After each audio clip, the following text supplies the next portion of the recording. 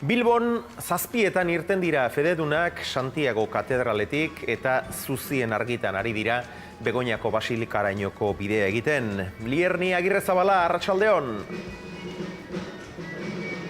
Arratsaldeon Xabier eta ikusentzuleok, bai, Begoñako ama erromesaren Zuzien antortzen prozesioa ospatzen ari dira, zazpietan meza izan dute, zazpietan atera dira mezetatik Santiagoko katedraletik, eta ikusten duzuenez, dagoeneko kofradekideak hasi dira prozesioan Begoñako basilikaraino 8. urtez ospatzen dutela jai hau, eta prozesioaren inguruan zertxobait gehiago ezagutzeko, hementxe daukagu Jose Andres Etxebarria, arratsaldeon. Arratsaldeon. Prozesio honetan berezia, Berezia. Zuziekin, antortxekin. Zuziekin, antortxekin, 8. urtez, eta urte asko gehiagotan egiteko asmoz.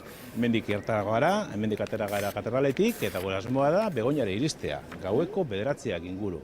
20 lagun gazte eta esain gazte, neskamutil, ikusten detakezuenez modura, hemen daude, pasoa eramaten, eta bueno, gure asmoa da, hemen daukate aparatu hau, errosarioa errezatzeko, eta Ziren beraz, errosarioa errezatzen joango zarete. Bai, nik errezatuko dut, errosarioko 20 misterioak, 20 misterioak errezatuko ditut, jenteak lagunduko dit, eta aldi berean, txistulariak aurretik, gure musika, bertako musika entzuten, bertako doinoak entzuko ditugu, eta primetik gora, goruntze ingo dugu bidea gogorra da, luzea da, baina merezi du.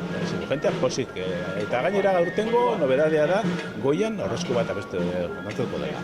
Esan didazu, adin guztietako jendea, baina oraintxe bertan gure atzetik pasatzen ari den irudia eramaten altxatzen, jende gazte ugari ikusten da. Bai, gazte ugari. Gehienak, danak esatearren gure kofradia dira, gure Begoñako aneidia dira, eta, bueno, euren borondatez, beste plan guztiak alde batera utzi, eta ostira larratzalde honetan, amabirkina eramateko elkartu dira hemen.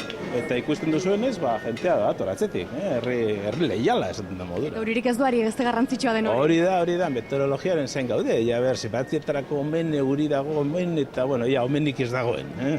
Labur, zergatik da horren berezia egun hau? Zergatik, gure amaren bezpera delako. Eta orain 8 urte, pentsatu genuelako indartzearren 11ako jaia, zergatik ez dugu egiten bezperan, prozesio bat gure Begoñako ama ibiltari honekin. Ibiltaria da, herri ibiltzeko egina delako. Eta ibili delako herri eta herri askotatik ibiliko delako, eraindio ere.